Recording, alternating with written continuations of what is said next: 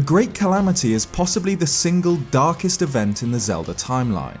An apocalypse birthed from the mistakes of those trying to defend the land, where an ancient evil returned to poison the armies designed to protect Hyrule. Previously, the Great Calamity has only been explored retrospectively, through Link's memories, through stories, and through the world's ruins. We've never had the chance to experience this cataclysm firsthand, but Age of Calamity, an entry in the Hyrule Warriors series, aims to do just this, a game where we can control Hyrule's armies in the desperate attempt to stop Ganon.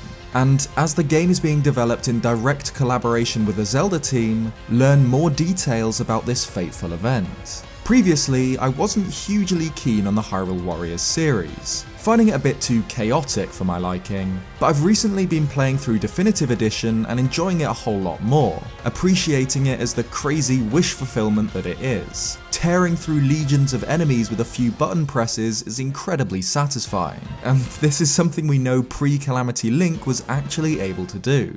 So, in November, we'll be able to experience for ourselves the carnage brought upon Hyrule as Ganon awakens. We're getting a whole lot more information on the game on the 26th of this month, so stay tuned here for analysis and updates on Age of Calamity, but until then, I thought I'd run through some of my hopes for a Hyrule Warriors game set during the kingdom's darkest hour, based on what we know of the game so far. So subscribe if you haven't already for more Zelda content, and let's get into it.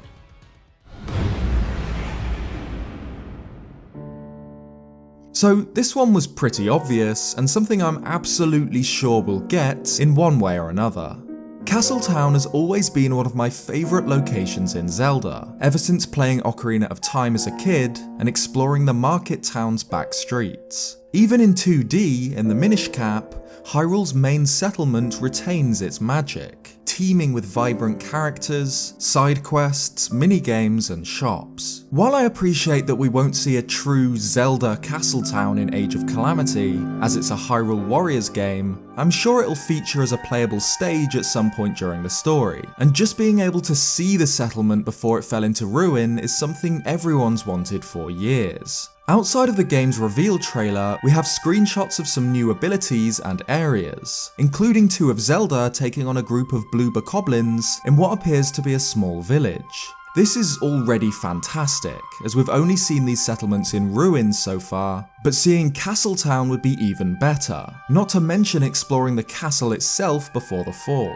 There are two screenshots featuring close-ups of Hyrule Castle and Castle Town, and it just takes a while to take this in. These are places we've only seen stained with malice, corrupted and broken outside of cutscenes, but here in Age of Calamity we'll almost definitely be able to explore them in their prime.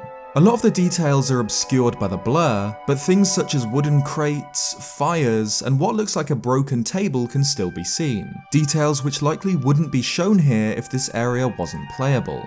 As seen in creating a champion, a huge amount of work went into designing Castle Town. We can see concept art of civilians, market stalls, a puppet show, and details of the houses and the streets, but in Breath of the Wild, it all lies in ruins, merely rubble and malice, dirt and ash. Again, we probably won't be able to explore these areas to anywhere near the extent we would be able to if these locations appeared in a Zelda game, but getting a glimpse at Hyrule's capital in its prime, even briefly during the rush of battle, is good enough for me.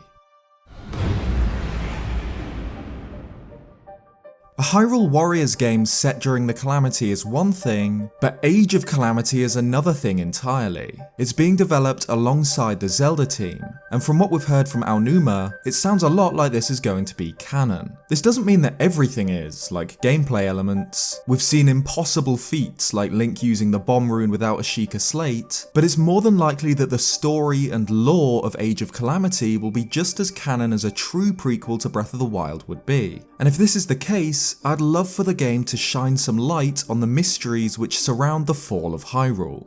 Of course, I wouldn't want absolutely everything that Breath of the Wild left up to our imagination to be solved and explained by Age of Calamity. That'd cull some of the magic from the original, but if we're getting a canon game set during this cataclysm, let's see some answers to some of Breath of the Wild's mysteries. Take the Fortune Teller for example. We know that, sometime before the Calamity, a mysterious individual known only as the Fortune Teller predicted the return of the beast.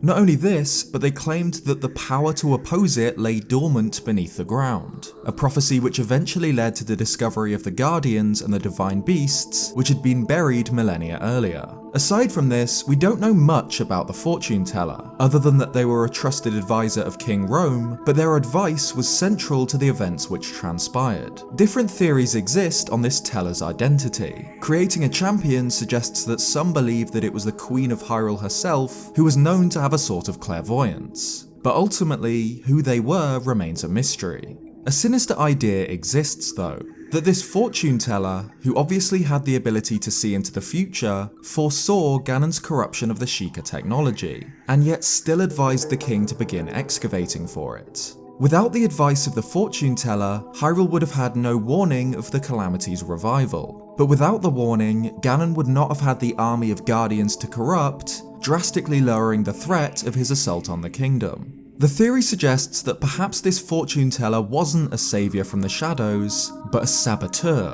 who advised the king with poisoned words in order to provide an army for Ganon upon the Calamity's return. If so, then their identity could perhaps be a member of the Yiga tribe, masters of disguise and espionage who swear allegiance to Ganon. I've personally always liked the idea that the fortune teller could have been Ganon himself, an intelligent fragment of the beast's consciousness disguised as an advisor to the royal family. This is something that the King of Darkness has done before, with Aghanim, a powerful sorcerer who served as the king's advisor, but was secretly simply an alter ego of Ganon himself. If we're getting a closer look at the events, battles, and strife leading up to and directly following the Calamity, I'd love to see more about this mysterious individual. Perhaps they were a dark servant of Ganon, working from the shadows to aid in his return, or perhaps they were simply a gifted individual who guided Hyrule to the best of their ability. Another mystery that I'd love to see solved in Age of Calamity is the identity of Cass's teacher.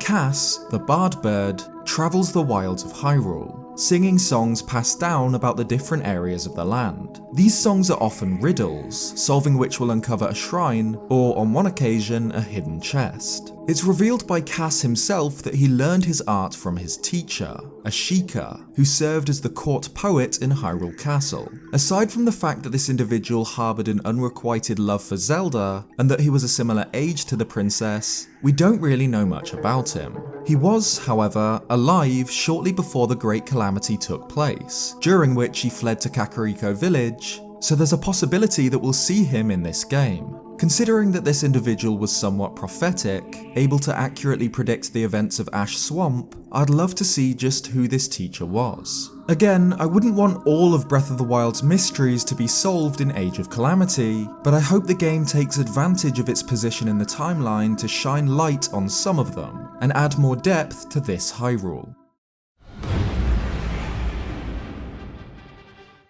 Like with Castletown, this is one I'm almost certain we'll see in-game, but I have to include it in this video as it's something I've desperately wanted ever since the release of Breath of the Wild. Akala Citadel was one of the wonders of Hyrule before the fall, an impregnable fortress, a towering stone castle built on a high peak on the borders of the Akala province. It was designed primarily to defend the main kingdom from an invasion from the east. An army would be bottlenecked, having to either travel through the southern parade grounds and endure relentless assault from the fortress's powerful cannons, or travel the long way on thin, winding roads around the north side of the citadel, entirely open to volleys of arrows, before crossing a single, thin bridge leading into Hyrule proper.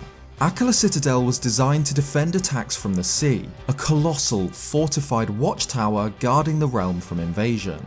But a century after the Calamity, the fortress is in ruins, abandoned, derelict, a great tombstone for the men who died there defending Hyrule from the Calamity. The Citadel served as the final defense of what remained of the Hyrulean army, who had retreated to the fortress as the main kingdom burned. The fortress was impregnable if attacked by man or beast, but the Guardians were another thing entirely.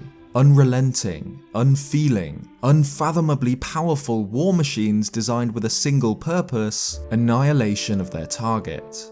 and when the Guardians poured forth from Hyrule Castle, destroying all in their path, the last stand of Hyrule failed, and its army was defeated, truly and absolutely, at Akala Citadel. The Siege of Akala Citadel is by far one of my favourite stories from the Great Calamity, and judging by a few shots in the Age of Calamity trailer, it looks to be a location in the upcoming title. Here we can see Daruk fighting a Hinox, with the walls of the fortress and the bridge just behind him. And here, where we see 4 cannons firing, we can see a pillar in the background which looks almost exactly like the ones near cannons at Akala Fortress. An interesting detail that I find incredibly exciting is that the portcullis of the citadel is open here in this shot, teasing the possibility of finally seeing the interior of this fortress. During Breath of the Wild, the citadel's entrance is buried under dirt, meaning we can only guess at what the interior would look like.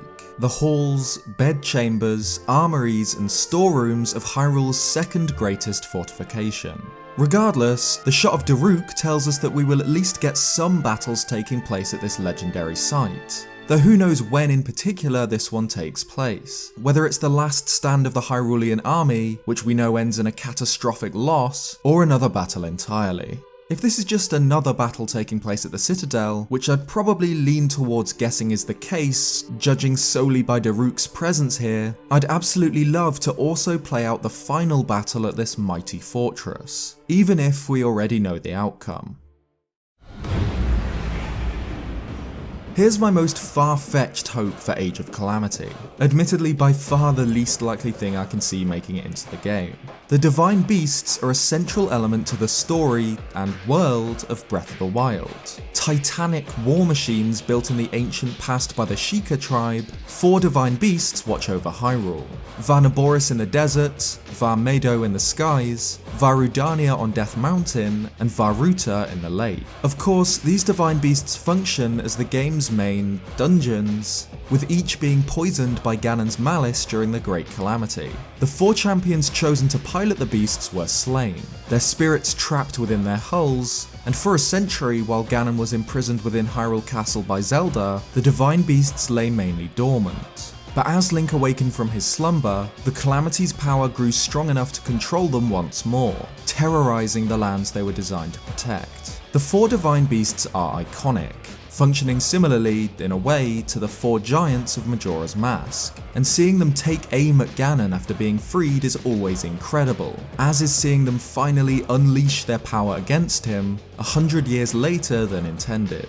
From what we see during King Rhoam's cutscene, it appears that the Divine Beasts, along with the Guardians, were corrupted shortly after Ganon returned. However, this might not be the case during Age of Calamity, as we see scenes like this, where Mipha battles a corrupted Guardian. Unless this scene takes place in free mode, where the player is using Mipha in a battle she normally isn't in, this means that the corruption of the Guardians and the corruption of the Divine Beasts must take place at different times, as Mipha still has to reach Vah Ruta before it is corrupted, where she ultimately falls to Waterblight Ganon. So what if the Divine Beasts themselves play a large role in Age of Calamity, as a force of good rather than under Ganon's control? There's a shot in the trailer of Vah Rudania, glowing brightly with a blue light, meaning it's under Daruk's control rather than Ganon's. And if the 4 Divine Beasts are fighting alongside us, up until the moment in which they're corrupted, what if we were able to control them, to fight as them, vaporizing hordes of enemies with sacred blasts or trampling foes into the dirt? Giant playable characters wouldn't be entirely new to the Hyrule Warriors series. In the Ganon's Fury mode, Dark Beast Ganon is a playable character, a gargantuan, hulking monstrosity which can tear through armies of enemies with ease, with powerful swipes, dark magic, and brute force. While a Divine Beast would be on an even larger scale than Ganon is, I don't think it's completely impossible, and I'd love to play as one during Age of Calamity, even only for short sections.